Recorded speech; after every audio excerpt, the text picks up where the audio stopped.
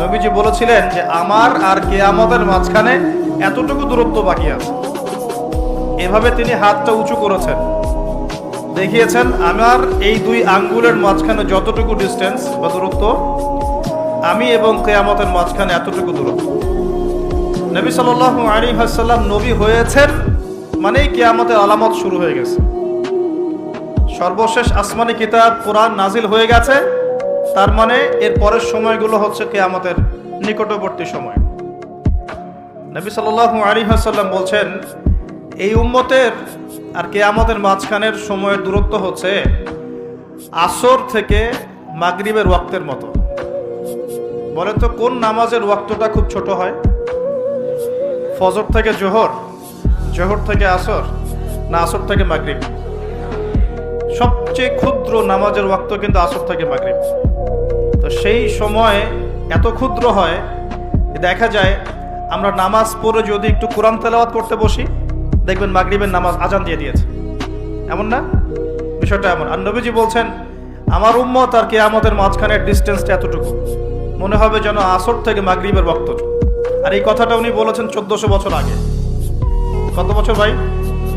এখন 1450 বছর পরে কারো যদি বুঝতে বাকি থাকে সময় খুব কাছাকাছি, আমরা বলতে পারি, বলতে বাধ্য হব যে সেই ব্যক্তির হৃদয়ের চোখটা অন্ধ। সেই ব্যক্তির কি হৃদয়ের চোখটা কি অন্ধ? ওর বাহ্যিক চোখ খোলা ঠিকই, বাহিরের চোখে সব দেখে ঠিকই, কিন্তু ভিতরের চোখটা অন্ধ। আল্লাহ রাব্বুল আলামিন জাহান্নামীদের বৈশিষ্ট্য সম্পর্কে একটা আয়াতে বলেছেন, সূরা আরাফের মধ্যে 179 নম্বর আয়াতে আল্লাহ পাক বলছেন ওয়ালাকাদ যারানা লিজাহান্নামা কাসীরাম মিনাল জিন্নি ওয়াল ইনস। আমি প্রচুর জিন আর মানুষকে দিয়ে জাহান্নাম পরিপূর্ণ করব, বলি নাউযুবিল্লাহ। আমি প্রচুর জিন আর মানুষকে দিয়ে জাহান্নাম পরিপূর্ণ করব, অথচ এই জিন আর মানুষকে আমি সৃষ্টি করেছিলাম আমার ইবাদত করার জন্য।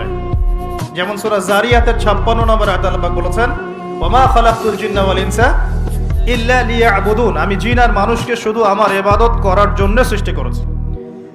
যাদেরকে আল্লাহ পাক শুধু তার ইবাদত করার জন্যই সৃষ্টি করেছেন, সেই জিন আর মানুষদের মধ্যে বহু জিন আর মানুষ জাহান্নামে যাবে। কুদিয়াল আমর, এটা লিখিত হয়ে গেছে। কেন যাবে? আল্লাহ সূরা আরাফ 179 নম্বর আয়াতে নিজেই বলছেন কারণগুলো হচ্ছে লাহুম কুলুবুন লা ইয়াফকাহুনা বিহা। জাহান্নামে যাওয়ার কারণ হচ্ছে তাদেরকে কলব দিয়েছিলাম, উপলব্ধি করতো না। তাহলে বুঝলাম হৃদয়ে কলব, বিবেক আল্লাহ যাদেরকে দিয়েছেন তারপরে উপলব্ধি করতে পারে না, এটা জাহান্নামীদের বৈশিষ্ট্য। আর ওয়ালাহুম আযানুন লা ইয়াসমাউনা বিহা, তাদেরকে আমি কান দিয়েছিলাম, এই কান দিয়ে তারা শুনতো না। একটু লক্ষ্য করে দেখি, আমরা কিন্তু বাইরের কান দিয়ে সবাই শুনতে পারি, তাহলে এটা কোন কান যে কান দিয়ে সে শুনতো না? আমরা তো বাহিরের কান দিয়ে সবাই শুনি, তাহলে আল্লাহ যে বলছেন কান আছে কিন্তু শোনে না, তাহলে কোন কান দিয়ে শুনি না বলেন? হৃদয়ের কান দিয়ে। তার মানে আমাদের দুইটা চোখ, দুইটা কান। আল্লাহ পাক আবার বলছেন ওয়ালাহুম আ'য়ুনুন লা ইউবসিরুনা বিহা, আমি তাদেরকে চোখ দিয়েছিলাম, চোখ দিয়ে দেখে নাই। বাহ্যিক চোখে আমরা সবাই দেখছি, তাহলে কোন চোখ অন্ধ? আল্লাহ পাক কোন চোখ অন্ধের কথা বলছেন? আবু জেহেল এবং উমর রাদিয়াল্লাহু আনহু, এই দুই ব্যক্তি নবী সাল্লাল্লাহু আলাইহি ওয়াসাল্লামের দোয়ার দ্বার প্রান্তে ছিলেন।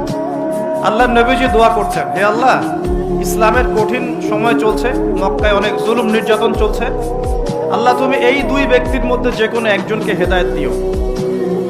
এই দুই ব্যক্তির মধ্যে যে কোনো একজনকে, যাকে তোমার পছন্দ, তাকে হেদায়েত দিয়ে তুমি দ্বীনের জন্য কবুল করো। সুবহানাল্লাহ। একজনের নাম আবু জাহেল, যার নাম আবুল হাকাম ইবনে হিশাম। আবু জাহেলের নাম কি? আবুল হাকাম ইবনে হিশাম, মানে আবু জাহেলের নাম কিন্তু আবুল হাকাম, জ্ঞানের পিতা, কিন্তু আমরা বলছি আবু জাহেল মানে অজ্ঞতার পিতা। কেন? কারণ সে বাহ্যিক জ্ঞানে পরিপূর্ণ ছিল, শরীয়তের গভীর জ্ঞান, শরীয়তের সত্য তার চোখে স্পষ্ট হয় নাই। আল্লাহ পাকের নিদর্শন একটার পর একটা দেখানো হয়েছে, কিন্তু তারপরেও সে ইসলাম কবুল করে নাই। এই কারণে আমরা তাকে বলি আবু জাহেল, অজ্ঞতার পিতা। অথচ তার নাম কিন্তু আবু জাহেল নয়, তার নাম আবুল হাকাম, জ্ঞানের পিতা। আমাদের সমাজে এমন অনেক বড় বড় বুদ্ধিজীবী আছে না, বাহিরের বস্তুবাদী জ্ঞানে পরিপূর্ণ, শরীয়তের জ্ঞানের অজ্ঞ, মিসকিন। এমন মানুষ আছে না? টক শো একদম ঝড় তুলে ফেলছে, একদম ইতিহাস, সংস্কৃতি, বিশ্ব অর্থনীতি, রাজনীতি, কোন সেক্টরের জ্ঞান নাই যা তার জানা নাই, কিন্তু শরীয়তের মাসলা মাসাইল সে বলতে পারবে না। শরীয়তে ঈমান ভঙ্গের কারণ বলতে পারে না, কোন কোন কথা বললে শিরক হয়, কুফর হয়, কোন কোন কথা বললে নেফাক হয়ে যায়, মানুষ মুরতাদ হয়ে যায়, এগুলো জানে না, কিন্তু বাহ্যিক জ্ঞানে পরিপূর্ণ। এরাও কিন্তু বর্তমান নব্য আবু জাহেল। এরা হচ্ছে বর্তমান সময়ের নব্য আবু জাহেল। আবু জাহেল কিন্তু জ্ঞানের পিতা ছিল। তো আবু জাহেল এবং ওমর রাদিয়াল্লাহু আনহুর মধ্যে আল্লাহ যাকে তোমার ভালো লাগে তুমি হেদায়েত দিয়ে ইসলামের জন্য কবুল করো, এটা দোয়া করছেন কে? মুহাম্মদুর রাসূলুল্লাহ সাল্লাল্লাহু আলাইহি ওয়াসাল্লাম। এবার আল্লাহ পাক হেদায়েত দিয়েছেন ওমর রাদিয়াল্লাহু আনহুকে। এই তো এখন এই দুই ব্যক্তিকে আমরা যদি ডক্টরের কাছে পাঠাই মনে করেন, এবং তাদের কান এবং তাদের চোখ টেস্ট করি, দেখা যাবে দুজনের কানই একই, দুজনের চোখই একই, দুজনেরই চোখ ভালো, দুজনেরই কান ভালো। তাহলে আবু জেহেলের কোন কান অন্ধ যার কারণে সে কোরআন শুনতে পারলো না, আর আবু জেহেলের কোন চোখ অন্ধ যার কারণে সে কোরআন দেখতে পারলো না, সত্য চিনতে পারলো না? বলেন, এটা কি বাহ্যিক চোখ না অভ্যন্তরীণ চোখ? আর ওমর রাদিয়াল্লাহু আনহুর কোন কান জিন্দা, জীবিত, যে কান দিয়ে তিনি কোরআনের মর্ম শুনতে পারলেন? কোন চোখ জীবিত, যেই চোখ দিয়ে তিনি সত্যটাকে খুঁজে পেলেন? বাহ্যিক চোখ না ভিতরের চোখ? তার মানে বুঝতে পারলাম এই আয়াতে আল্লাহ পাক আমাদের বাহ্যিক চোখ, বাহ্যিক কানের কথা বলছেন না।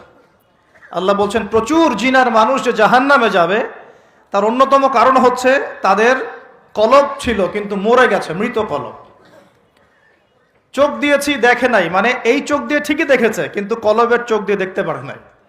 কান দিয়েছি শোনে নাই, মানে কান তো এই চোখ, এই কান দিয়ে শুনেছে ঠিকই, এই কান দিয়ে সবই শুনেছে, কিন্তু এই কান দিয়ে কোরআন এবং সুন্নাহর মর্মমারি সত্য শুনতে পারে নাই। আল্লাহ পাক বলছেন উলাইকা কাল আনআম, এরা ছিল গবাদি পশু, জন্তু, জানোয়ারের মতো। নাউযুবিল্লাহ। বাল হুম আদাল, বরং এরা তার চাইতেও নিকৃষ্ট ছিল। ওয়া উলাইকা হুমুল গাফিলুন, এরা ছিল গাফেল সম্প্রদায়, গাফেল। তাহলে আমরা এখানে বুঝতে পারলাম যদি আমরা কলবকে জিন্দা করতে না পারি এটা জাহান্নামে যাওয়ার কারণ।